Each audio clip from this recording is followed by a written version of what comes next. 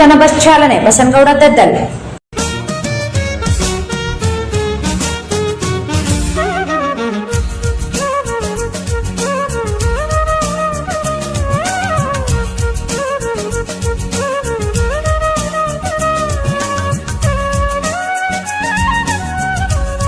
ನಗರದ ಸುಕ್ಷೇತ್ರ ಸುಗುರೇಶ್ವರ ದೇವಸ್ಥಾನದಿಂದ ಜಿಲ್ಲಾ ಕೇಂದ್ರವಾದ ರಾಯಚೂರುವರೆಗೆ ಸಾರಿಗೆ ಸಂಸ್ಥೆ ಹೊಸ ಬಸ್ ದಿನಾಂಕ 2ರಿಂದ ಆರಂಭಿಸಿದೆ.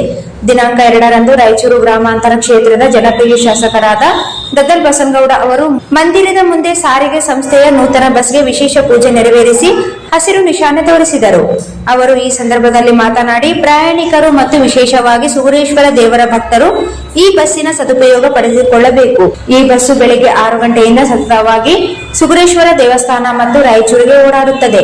ನಿರ್ದಿಷ್ಟ ಸ್ಥಳಗಳಲ್ಲಿ ಮಾತ್ರ ನಿಲುಗಡೆಯಾಗುತ್ತದೆ. ಭಕ್ತರ ಬಹುದಿನದ ಬೇಡಿಕೆ ಈಡೇರಿದೆ ಎಂದು ಅವರು ಹೇಳಿದರು. ನಾನು ದೈವ ಭಕ್ತನಾಗಿದ್ದು ಶ್ರೀ ಸುಗುರೇಶ್ವರ ದೇವಸ್ಥಾನದ ಅಭಿವೃದ್ಧಿಗೆ ಎಲ್ಲಾ ರೀತಿಯ ಸಹಕಾರ ನೀಡುವುದಾಗಿ ಭರವಸೆ ನೀಡಿದರು. ಈ ಸಂದರ್ಭದಲ್ಲಿ ವಾಲ್ಮೀಕಿ ವಿಶ್ವವಿದ್ಯಾಲಯದ ಸಿಂಡಿಕೇಟ್ ಸದಸ್ಯರ ಚನ್ನಬಸವ ನಾಯಕ್, ಗ್ರಾಮ ಪಂಚಾಯತ್ ಅಧ್ಯಕ್ಷರಾದ ಮೀನಾಕ್ಷಿ ಮರಪ್ಪ ಮತ್ತು ಕಾಂಗ್ರೆಸ್ ಹಿರಿಯ ಮುಖಂಡರಾದ ಶಶಿಕಲಾ ಭೀಮರಾಯ, ಹಂಪನಗೌಡ ಪೊಲೀಸ್ ಪಾಟೀಲ್ ಮತ್ತು ಸಾರಿಗೆ ಸಂಸ್ಥೆ ಇಲಾಖೆ ಅಧಿಕಾರಿಗಳು, ಗ್ರಾಮ ಪಂಚಾಯತ್ ಸದಸ್ಯರು, ಅಧಿಕಾರಿಗಳು, ಸುಗುರೇಶ್ವರ ದೇವಸ್ಥಾನದ ಅರ್ಚಕರು, ಸಮಿತಿ ಸದಸ್ಯರು, ಸಾರ್ವಜನಿಕರು ಹೆಚ್ಚಿನ ಸಂಖ್ಯೆಯಲ್ಲಿ ಉಪಸ್ಥಿತರಿದ್ದರು.